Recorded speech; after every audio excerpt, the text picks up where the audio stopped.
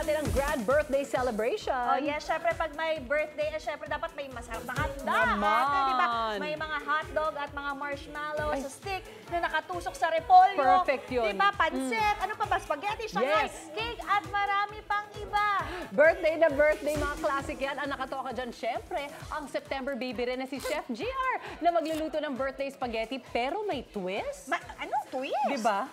Ano? Alamin Pakaya. natin nga kaila Chef at kay Kaloy. Hi Chef! guys! Happy birthday, Chef! Happy birthday, Chef! At sa mga kasama ko dyan. Oy, Chef, happy birthday daw, sabi ni Miss Susie at saka ni Shaira. Ayun, maraming salamat. Hindi naman kayo nagpahuli. Meron din kayong handaan dyan. Siyempre, dito rin kami nagbabalik sa ating grand celebration para sa ating September celebrants ng mga kapuso natin. Kitang-kita nyo naman napakalaki ng venue natin at ang daming setup. We have this balloon and chair setup dito sa stage. Meron din siyempre kapag celebration, may palaro at may mga regalo. Meron tayong grand regalo para sa ating mga kapuso na mamaya makukuha nila sa ating grand pabitin. Yan, may mga lobo at prizes na kapag sila ay nakakuha niyan, may mag-uuwi sila ng regalo, handog ng unang hirit. At syempre kapag handaan, meron dapat tayong food, di ba? Doon naman ay may buffet setup tayo. Meron tayong rice, chop suey, beef caldereta at fish fillet. Mabubusog ka talaga dyan. Pero syempre, hindi siya nagtatapos. Ang ating mismong September celebrant na si Chef JR ay may ihahandog na masarap na putahe para sa atin. Yung hindi nawawala kapag birthday celebration. Para malaman natin, tanungin na natin si Chef. Chef! Ano? Yes! Brother Apa! A blessed morning pa rin sa ating mga birthday celebrants. At syempre, bago po kayo kumain, kailangan ipagluto ko muna kayo ng isang putahe na palaging nasa mga birthday celebrations.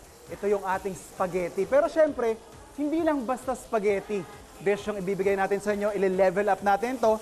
Gagawa tayo this morning ng seafood spaghetti. So, pag nagluluto tayo ng seafood marinara or seafood spaghetti, basically, lalong-lalo na pag gantong malaki ang handaan, gusto nyo naka-prep kayo ng maayos. So, nakalaga na, al dente dapat yung inyong pasta. So, ready na siya dyan. Tapos yung pinaglagaan nun, dun ko rin pinarcook o medyo pinakuluan ng bahagya yung ating mga seafoods na hipon at saka yung ating talong. Alright. So, ito lang yung ating ginagawa ngayon. So, syempre, once na nagawa na yung mga critical na part, we are on to making the sauce. So, yung sauce natin, eto, magigisa lang tayo ng ating kamatis. Yan, lagay lang tayo ng kaunti pa dyan.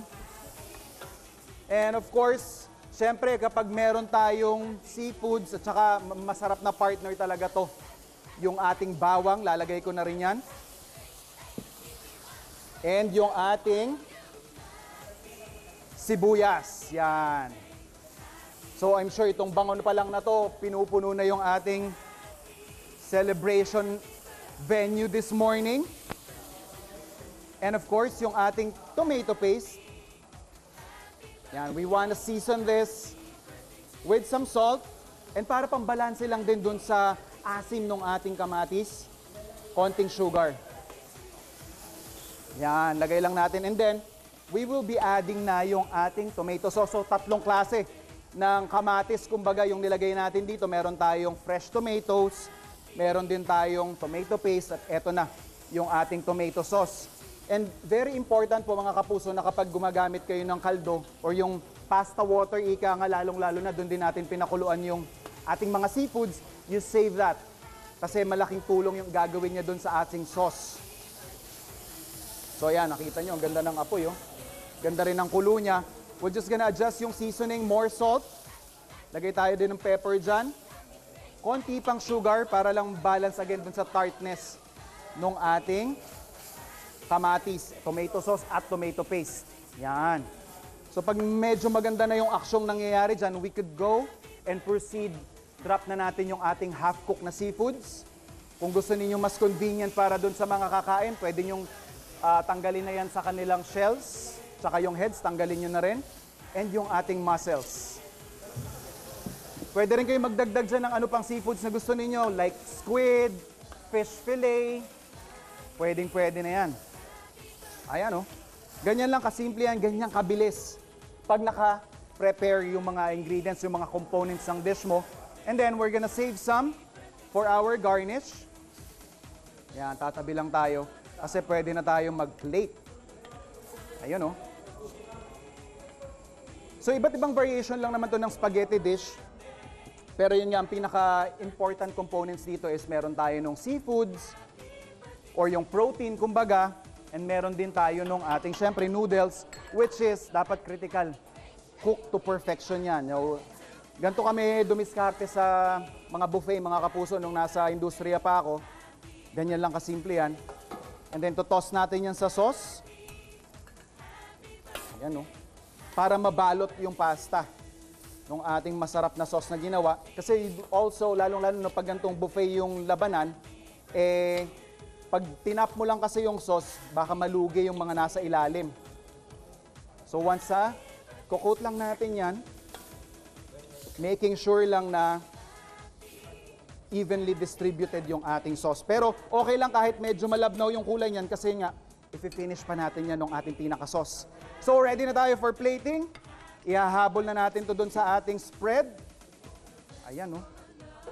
Alright. So ganito rin kung mga nanonood ng mga buffet o mga mahilig sa mga eat all you can dyan, I'm sure nakikita niyo yung gantong klase ng diskarte.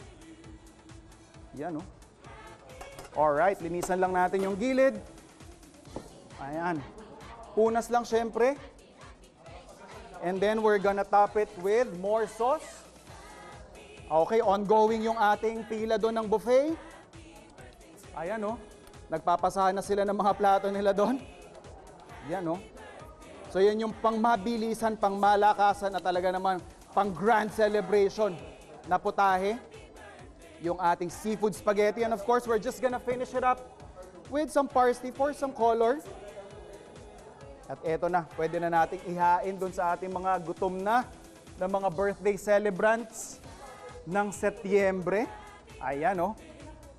Ready na, eto na. Ready to serve na tayo. Alright. Rock and roll. Ayan, oh, ma'am. Eto po. Yun. Wow. Saktong-sakto yan, ma'am, ha? Lagyan natin ng hipon. Alright, ma'am. Pwede ka ba ng seafoods? Ay, may sauce po. Tartar sauce. Ayan, oh. Nice. Alright. So, eto.